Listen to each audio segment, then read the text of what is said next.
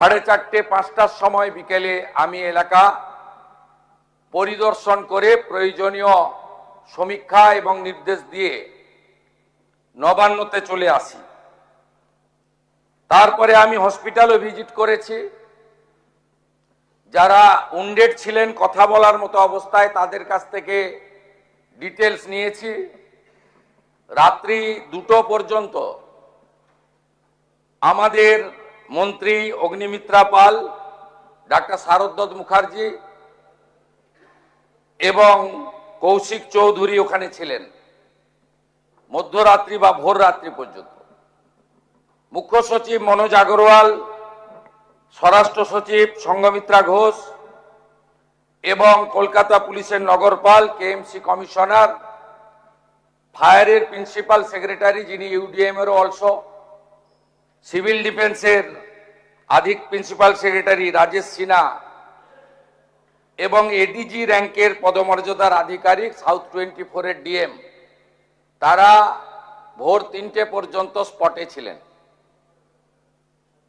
এখন অবধি মোট 29 জনকে উদ্ধার করা গেছে, যার মধ্যে 9 জনকে মৃত ঘোষণা করা হয়েছে।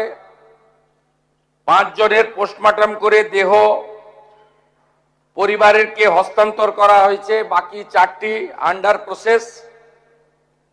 20 জন চিকিৎসাধীন রয়েছে, তার মধ্যে আউট অফ ডেঞ্জার অর্থাৎ স্টেবল রয়েছেন 15, গুরুতর রয়েছেন 4, আর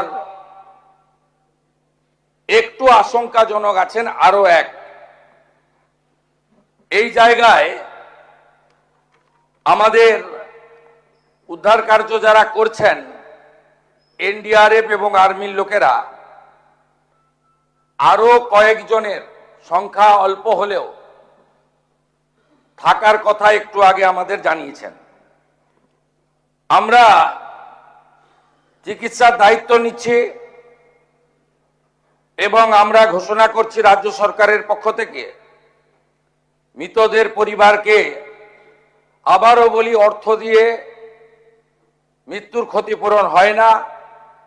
এটা স্বীকার করেও দায়িত্বশীল সরকার তার দায়িত্ব পালনের জন্য অঙ্গীকারবদ্ধ। 10 লক্ষ টাকা করে আমরা মৃত পরিবারকে আমরা আর্থিক সাহায্য এবং গুরুতর আহতদেরকে 1 লক্ষ, আহতদের সকলকেই 1 লক্ষ টাকা করে আমরা ক্ষতিপূরণ দেওয়ার ঘোষণা করছি।